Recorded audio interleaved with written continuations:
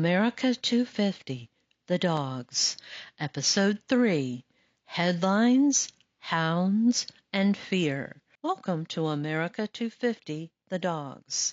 In our last episode, dogs crossed the Atlantic alongside Spanish conquistadors, Dutch merchants, and English settlers. Now, those settlements are becoming communities. Towns are growing. Laws are being written, newspapers are appearing, and for the first time, we can watch the American dog step onto the public stage through the written record. This is the story of the colonial dog. In 1704, the American dog made headlines. That year, the Boston Newsletter began publication, becoming the first continuously published newspaper in British North America. To understand what that meant, you have to forget everything you know about modern communication. There was no internet, no television, no radio, no social media. The newspaper was all of those things at once. If it wasn't printed in the Weekly Gazette, discussed in the town square, or posted on the church door, many people never heard about it. And for dogs living in colonial America, the rules were changing. As newspapers expanded, they began recording something surprisingly familiar: lost dogs. Long before microchips, identification tags, or social media groups dedicated to missing pets, there were newspaper advertisements. A typical notice might read, "Lost, a small brown dog answering to the name of," and then follow with a description: the color, the size, the markings, the place where it disappeared. These notices tell us something important. People cared. They cared enough to spend money publishing an advertisement in hopes of bringing a dog home. The ink may be faded today, but the emotion feels remarkably modern. For the first time, we can see the American heart missing a dog in print. But newspapers did more than record affection. They also recorded the law. And buried within colonial records, we find evidence that dogs had become valuable enough and troublesome enough to attract taxes. In places such as Pennsylvania, records from the colonial period show money collected under a simple heading: dog tax. There was no universal colonial law. Each community approached the issue differently, but the reason was often the same. Dogs protected homes and property. They guarded families, but they also threatened livestock. And in an agricultural society, livestock represented wealth. A sheep killed by a dog wasn't simply an inconvenience. It was lost income, lost food, lost survival. So communities placed a price on ownership. Not everywhere, not always the same amount, but often enough that a message emerged. If you owned a dog, the town expected something in return. The law understood wolves. Virginia offered bounties for them. Colonial governments paid people to eliminate predators threatening livestock.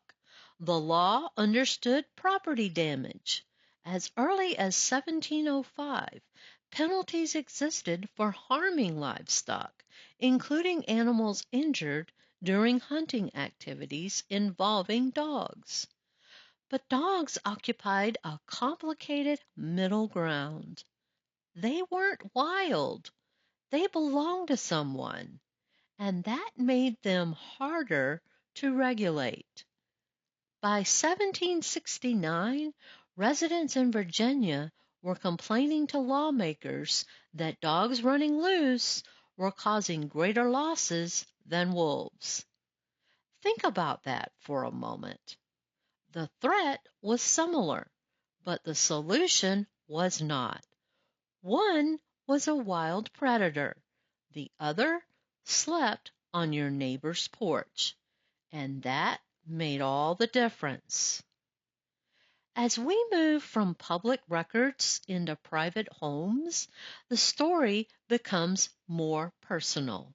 The documents stop talking about dogs as a community problem and start talking about them as individuals. Many people know that George Washington helped shape the American nation. Fewer realized he also helped shape the American Hound. Long before he became president, Washington was an enthusiastic breeder and hunter. At Mount Vernon, he carefully managed his kennels, recording bloodlines and making breeding decisions designed to improve his dogs for life in America. He crossed English hunting dogs with French hounds. He kept records. He tracked results. He named his dogs. These were not anonymous animals. They were individuals, working partners, members of a carefully managed pack. And through surviving letters, we see just how important they were. Friends and neighbors routinely wrote to Washington about hunting. The assumption was often understood. The dogs would be there. The hunt would happen. The gathering would follow. Hunting wasn't simply recreation. It was culture. It was networking. It was community. The hounds were at the center of it. But the story doesn't belong only to famous people. When we leave behind presidents and wealthy landowners, the records become even more revealing. Estate inventories from ordinary households frequently included dogs among the possessions recorded after death. One Virginia inventory from 1764 lists 2 hounds alongside livestock, crops, tools, and household goods. The dogs aren't named. No sentimental language appears. No emotional stories accompany the entry. But their presence matters. They were recorded, valued, counted, legally recognized. That tells us something important. By the middle of the 18th century, dogs had become woven into the structure of colonial life. They were not heirs, but they were part of the household economy, part of the land, part of the family story, one property at a time. Colonial life could be harsh. Restraint wasn't about obedience classes or training techniques. It was about survival. A collar wasn't a fashion accessory. It was armor. Many collars were thick, heavy, and reinforced with iron. Some carried sharp spikes. Today, they can look cruel or excessive, but their purpose was practical.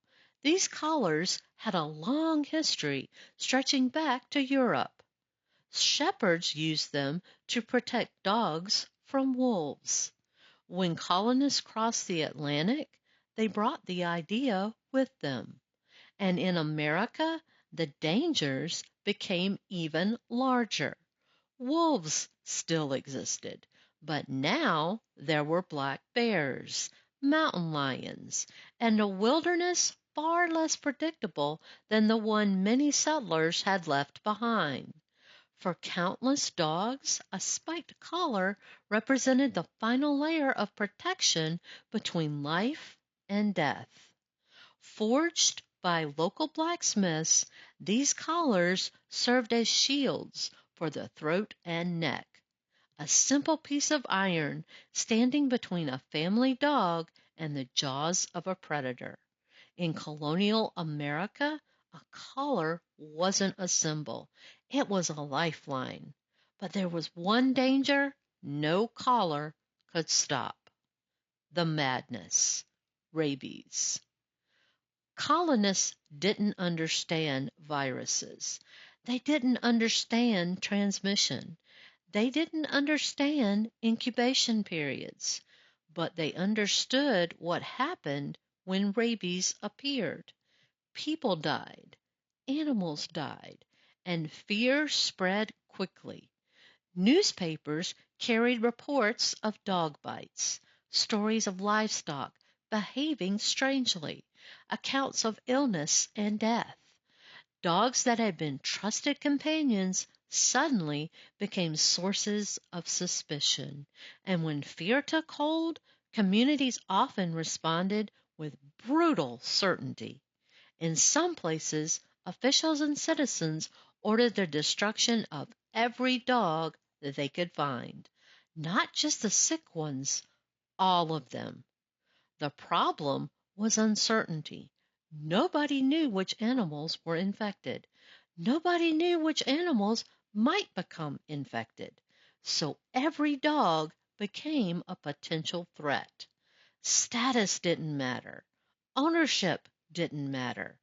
A gentleman's prized hunting hound and a farm family's working dog faced the same risk, because when panic arrived, loyalty could not outrun fear.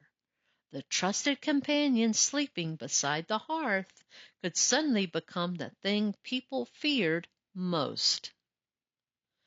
The colonial dog lived in a world of contradictions, loved enough to appear in missing pet advertisements, valuable enough to be taxed, useful enough to be listed in estate inventories, dangerous enough to spark public complaints, trusted enough to sleep beside the family, feared enough to be destroyed during moments of panic.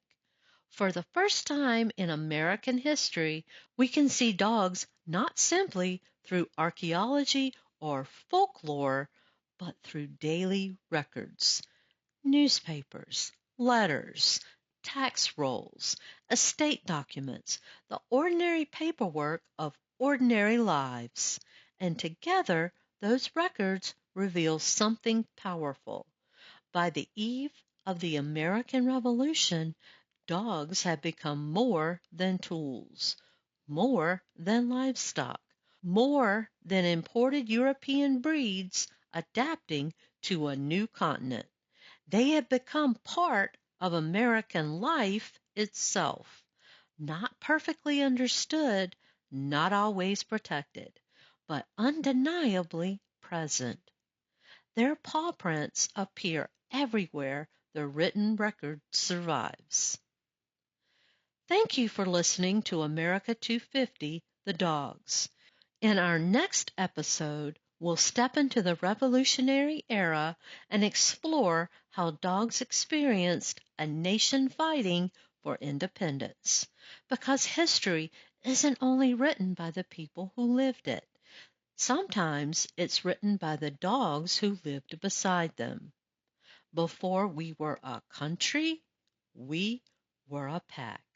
I'm Andrea LeGros, and I'll see you next time.